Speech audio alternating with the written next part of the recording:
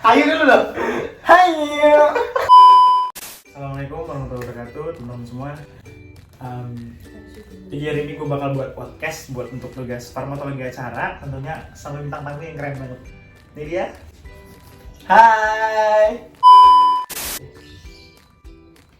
Selamat datang di podcast aku.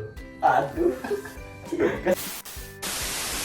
Sebenernya maksud gue ngundang lo di sini tuh kita bakal ngadain tugas bareng-bareng. Tugas apa tuh? Membuat podcast. Tentunya karena gue tahu lo nggak bisa sendirian kan? Iya. Lo udah kesini. Benar. Iya. Benar. Oke. Nah, langsung aja nggak sih gue nanya.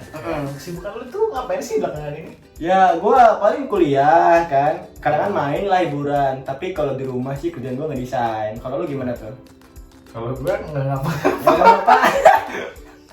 Ya emang gue memang anaknya hobi banget kan. Maksudnya kadang-kadang kalau misalnya lo ngajak keluar juga gue kayak males gitu. Jadi gue nggak males itu karena gue masih keluar gitu. Karena gue anaknya hobi banget. Kesibukan yang apa ya? Ya selain scrolling phone, ya nggak ada sih, nonton doang kali di rumah itu aja. Tapi kalau lo di rumah, gimana sih cara lo komunikasi dengan orang luar gitu? Iya orang luar ya, temen di luar gitu. Ya salah satu caranya ya lewat komunikasi digital, lewat media sosial media gitu. Terus itu gue tuh tetap bisa menjaga relasi gue sama teman-teman gue di luar sana gitu. Maksudnya tetap berjalan dengan baik deh intinya. Nah kalau misalkan kita nggak menjaga relasi kita lewat sosial media, ya akan putus gitu. Iya benar. Kan kalau kata orang-orang kan nggak boleh mutusin tali silaturahmi ya kan. Pas dulu ya. Berarti kan dari situ kita juga bisa ngeliat sih kayak manfaat tentang teknologi media itu sangat luas banget ya. Ya, literally bukan buat komunikasi aja, melainkan buat bisnis. Bisa juga buat karya sih sebenarnya. Iya dan lain-lain. Menurut lo gimana sih kita tuh sebagai manusia tuh harus memanfaatkan beragam teknologi komunikasi sesuai dengan kebutuhannya gitu. Kalau gue kan tadi kan gue udah bilang tuh kalau gue kesibukan gue akhir ini kuliah kan, terus main, terus baliknya ngedesain. Nah kan gue ngedesain nih, jadi kalau gue itu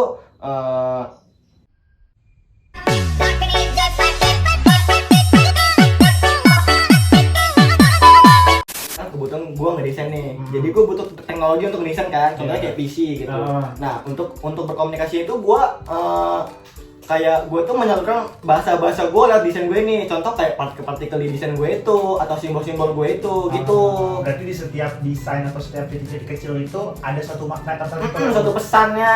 Berarti dari situ muncul karakteristik siapa yang desain. Dan itu juga gue terpaku oleh teorinya McLuhan sih, video is message.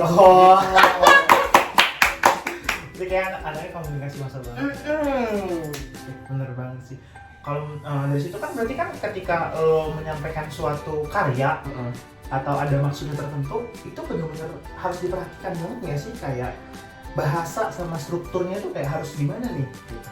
Kenapa sih kita tuh harus memperhatikan banget dalam sebuah penyampaian gitu? Kalau dari sisi pandangan gue ya, jadi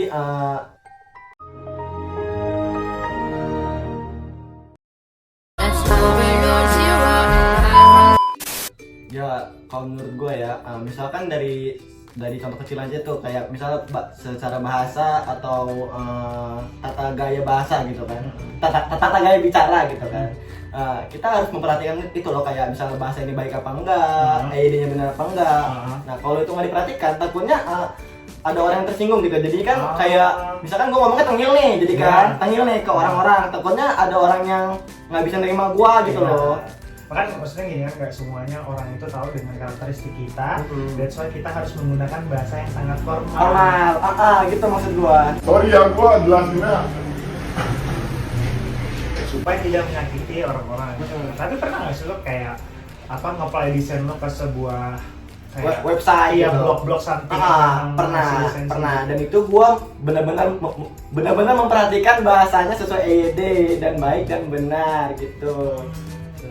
Nah, jadi kan ini kan tadi temanya kan tentang komunikasi digital kan. Jadi kita berkomunikasi dengan seluruh dunia kan, dan dengan berbagai budaya-budaya yang berbeda. Jadi menurut lo penting nggak sih punya kemampuan berkolaborasi, komunikasi lintas budaya gini? Menurut gua that's the most important ya, it's paling important buat kita semua. anak-anak milenial sekarang. Karena sebagai generasi sekarang tuh kita harus show the world apa sih kemampuan kita, kontribusi kita terhadap dunia ini. Contohnya gimana tuh? Contohnya kayak misalkan kemarin ada brand lokal brand yang memang sering gua beli juga, sering gua pakai itu Apa tuh? Erigo. Oh, Erigo. Tahu Bang. Semua orang tahu nggak sih? Erigo itu kemarin sampai ada di New York Fashion Week, sampai di sana bener-bener ada di billboard Times Square New York. Baru ada sampai diapresiasi langsung oleh Menteri Pariwisata Pak Sandiaga Uno. Wow. Langsung diapresiasi. Erigo ya guys ya.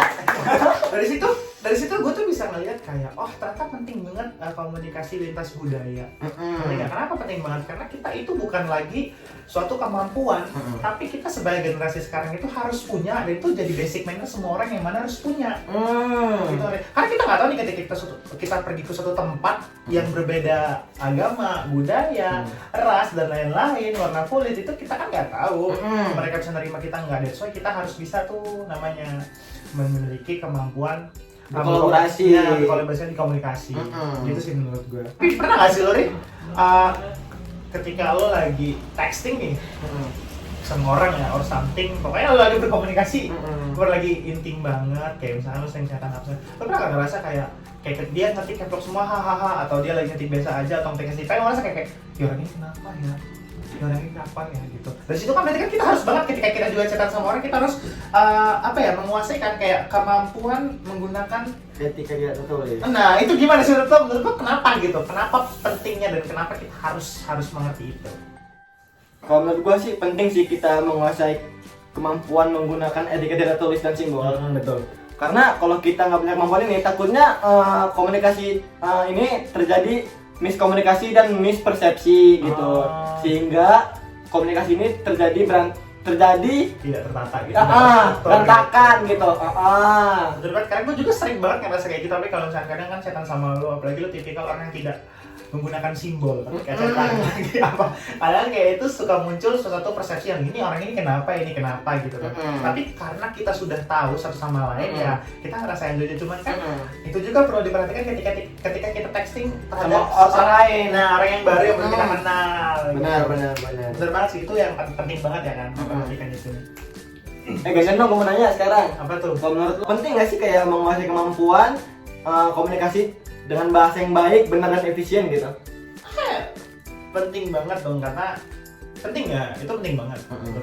Karena gini, ketika kita ingin menyampaikan suatu hal yang mana sifatnya informasi ya dalam komunikasi digital maupun tidak, itu harus efisien dan sesuai. Karena kalau enggak, kita bisa dianggap sama orang-orang tuh sampah, bisa dianggap suatu hal yang hoax jatuhnya. Karena kalau misalkan menyampaikan suatu berita atau menyampaikan suatu informasi itu secara tidak efisien, bakal muncul asumsi banyak tentang itu, A, B, C, D dan lain-lain. Benar. Sekarang gini aja deh, kalau misalkan kayak kita kan ngerasain ya, kayak misalkan dosen ketika di kelas menyampaikan suatu ilmu itu bertele-tele. Kita sebagai mahasiswa itu kayak enggak sih, apa sih ngantuk bawaannya kan? Ya apaan? Nah, begitu pun di media gitu. Ketika misalkan lo menyampaikan suatu ilmu di media sosial, ilmu itu nggak efisien dan memang nggak exactly point-nya, orang tuh bakal boring anjir, kayak apaan sih, males banget, apaan sih, bete, bosen gitu. That's why kita tuh harus memperhatikan itunya banget. Ngerti nggak sih lo? Ngerti. Karena kalau nggak kayak gitu ya kita nggak akan maju, men. Benar banget. Benar. Kayak menurut gua kita udah cukup deh ngebahas pentingnya komunikasi di era digital. Ya nggak sih? Iya. Segitu aja. Karena menurut gue juga penting banget sebagai anak-anak muda kita tuh tahu dulu dasar-dasarnya komunikasi di era digital sekarang tuh gimana. Karena banyak banget nggak sih anak-anak muda sekarang yang memang pakai media itu sebagai bukan buat komunikasi, tapi sebagai hiburan yang tidak bermanfaat. Bener banget. Apalagi sekarang kan kayak buat satu hal yang sampah menurut gua, kayak buat sendiri-sendirian, buat berantem, buat hibut ini, pamer ini. Karena banyak banget kan sekarang remaja sekarang itu yang skandal aibnya itu tersebar di sosial media. Karena mereka kurang bijak banget dan kurang efisien dalam menggunakan teknologi ini. Dan poinnya sih, lo ngerti kan sampai sini? Ngerti, sip. Oke, kayaknya gue rasa hari ini cukup deh kita ngomongin tentang komunikasi di era digital ini. Next lagi nggak sih? Oke, boleh. Boleh lah ya. Oke, gue rasa segitu aja ya untuk teman-teman semua, sekiranya bisa dipahamin apa yang kita sampaikan tadi. Ya kurang lebihnya kita mohon maaf karena di sini kita masih sama-sama belajar. buat ibu dosen juga semoga bisa mengerti kurang dan lebihnya apa yang saya maksudkan. Tolong ya Budiman. Oke, kita berdua mengakhiri podcast pada hari ini. Kami ucapkan wassalamualaikum warahmatullahi wabarakatuh. Terima kasih.